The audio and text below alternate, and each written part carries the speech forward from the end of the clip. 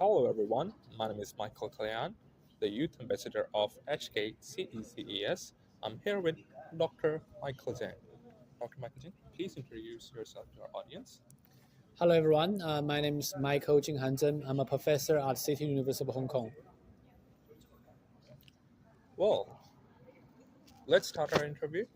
First question would be, many young people in Hong Kong are anxious that AI will automate their very fields. They're training for fields like finance, law, and professional services. Beyond just learning to code, what new human-centric skill, such as ethical reasoning or cross-cultural negotiation, should we prioritize to remain indispensable in the AI augmented workspace? Well, I think it's understandable not for we to be fear of new technology. I think in history there are several rounds of technological evolution.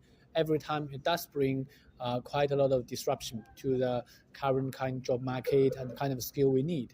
But if we look back to it, I think it's not that there will be less and less jobs. I think it's a different kind of expectation of what kind of job we need. And think about internet, right? Think about a lot of other technology. I think it's always like that. So is AI. So I think it's what the young people now need is really to think about what kind of distinct skill that will help you to getting ahead in the age of AI. And here I would probably very much argue that the cross-cultural understanding, those personal kind of skills, soft skills become more and more important nowadays, because that's is a part that artificial intelligence cannot do. And if you think about it, the machine can operate a lot of things a lot more faster than a human being. But what cannot be replaced is that interpersonal skill, is that soft skill, is that cross-cultural understanding that the machine cannot simply understood from algorithm. And I think those were the kind of parts that we should focus on developing alongside the basic understanding of what does the age of AI means to us. That was a fantastic answer. Let's move on to our next question. How can our youth help ensure AI development is ethical and globally inclusive? Well, I think that's actually quite a big topic because now there's a lot of discussion on AI for good, AI ethics. I think it's still a trending area. I don't think that we do have a clear answer, and unfortunately, we don't. I think one of the reasons is that AI is developing so fast. We wouldn't know about it. I mean, if you go back to before 2023, we wouldn't have ChatGPT. Then in the university, we wouldn't be debating about whether students should be using it, whether as a professors like myself should we allow students to use ChatGPT or not, right? It's all because of technology comes so fast, and ethics are lag behind. So is our governance. That's what I've been talking about today in the presentation. So I think a lot depends on what kind of new technology we might be seeing, and I'm sure there'll be another ChatGPT style kind of shock with a new technology coming out. And what is crucial is we should working closely with colleagues from different expertise, philosophers, and people in computer scientists, and come together to share kind of values that we should really be championing and how we are able to do that. And clearly, different countries do have different approach to it. If you look at Europe, they were having the Europe AI Act, which is looking at a comprehensive approach towards it. And in the US as well, they want to build AI with American values. And then in China, we want to make sure that AI aligns with socialist core value. So I don't think we have a clear answer to that, but this is clearly one of the most important questions in the age of AI. Fantastic. So let's move on to our next question. The AI race is often framed in the terms of economic and military competition. For a young person who wants to champion a shared future, what are the most pressing ethical dilemmas in AI we should be advocating for now? And what platforms can we use to make our voice heard on the global stage? Right. Well, that's a very important question, I think, nowadays. I think several things to mention. Um, I do think that in a way, if you think about it, how the new technology is being developed and the leading voice in this new technology, they are not necessarily the old guys, which we should say. We will say if you go to a startup tech in Silicon Valley. It's always the young people who are thinking about new ideas, doing new things, and they are the one really championing it. And I think this is a great thing. With new technology, I think in many ways that young people are much more capable of adapting into the new environment and thinking ahead and much more likely to accept and welcome new ideas. So this is a good thing for young people. And in terms of I think what we should really be thinking about is to have an open mind to this new technology as young people and thinking about what kind of career you want in the future, what kind of skills you do have in the future. And this appears to be quite important along the road.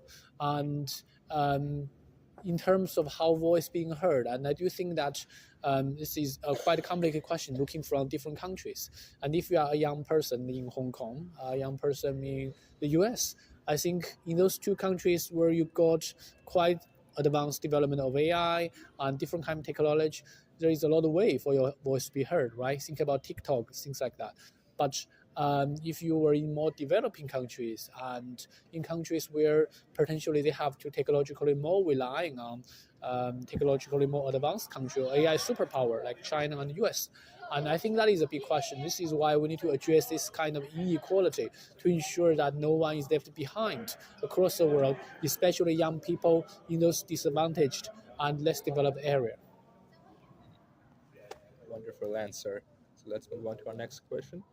What local problem could Hong Kong youth solve with the AI as a model for the world? Well, I think several things to think about it. One is, to me, I mean, I just joined Hong Kong this April after living in the UK for about 13 years, in the US for about 3 years. So this is actually my first year in Hong Kong.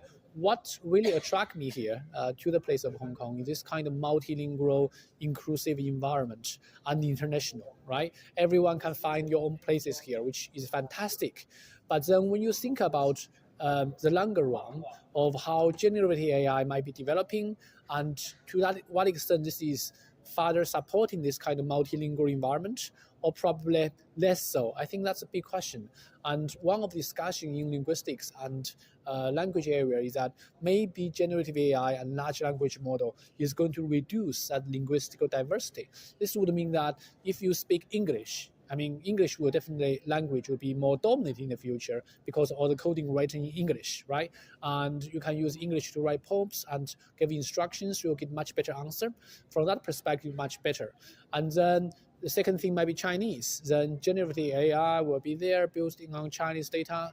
But then how about other language? Like in Hong Kong, for example, if you speak locally Cantonese, to what extent that a Cantonese speaker might be the service they got from AI, from generative AI, might be not the same quality you expect from Mandarin or English. I think that is a question we need to think about in the long run, especially those large language models tend to focus on those dominating language. And what this might mean to Hong Kong, I think is one thing, and also to other multilingual society. That's also something to think about as well. I think in a way it is a local problem, but also it's a global problem as well. Well, that was a wonderful answer. Let's move on to our last question. Last but not least, we often discuss AI on a global scale. What is one concrete AI driven project that young people in Hong Kong could initiate today that would not only solve local urban challenges, but also serve as a model for other density cities around the world? Sorry, can you repeat the question? Sure. We often discuss AI on a global scale. Yeah. What is one concrete AI driven project that young people in Hong Kong could initiate today that would not only solve a local urban challenge but also serve as a model for other high density cities around the world? Okay. Well, I think there are a lot of AI projects that have been developing across not only Hong Kong, across the world as well. And in City University of Hong Kong, for example, we do have a lot of student-led projects in AI and doing different kinds of things. So, for example, some of them has been developing in communication area. They've been developing kind of artificial, let's say, person who are giving a news broadcast.